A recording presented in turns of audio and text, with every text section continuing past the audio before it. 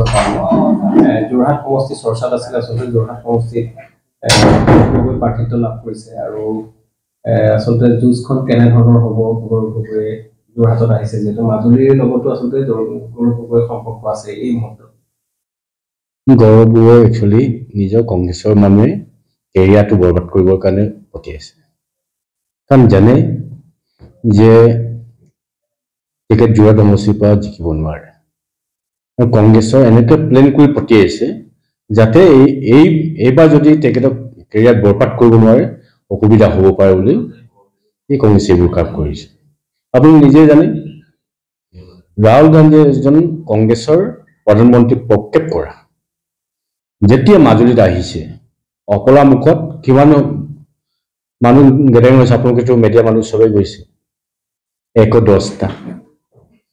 কমলাবাৰীত আহিছে কয় 120টা মানুহ গেদাৰিং হৈছে আৰু গৰমৰ মাত্ৰ 2টা আৰু জেঙেত তেখেতে গাড়ী পৰি নামিব নোৱাৰা হ'ল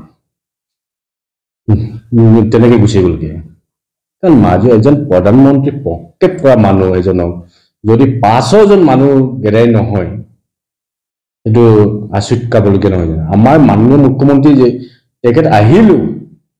কম হলো 50,000লৈকে মানুহ আহে কম হলো এইবাৰ আহিছে কিমান মানুহ গেদাৰিং হৈছে চাওক এজন মুখ্যমন্ত্ৰী হয় আমাৰ কাৰণ এতিয়া আপোনালোকে জানে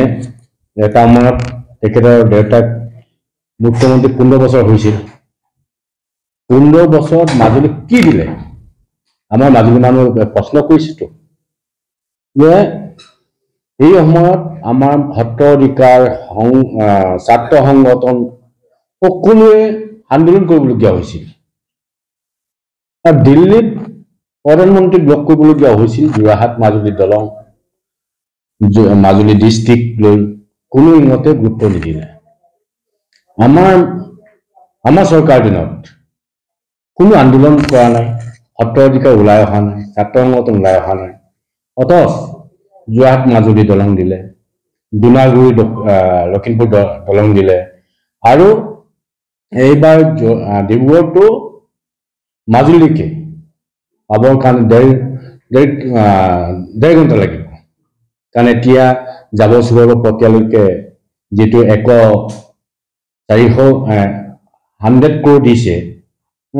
সেই ৰাস্তা হৈ যাব আৰু গলি ৰাস্তা হৈ গ'ল সেইটো কাৰণে মাজুলী ৰাইজে কৈছে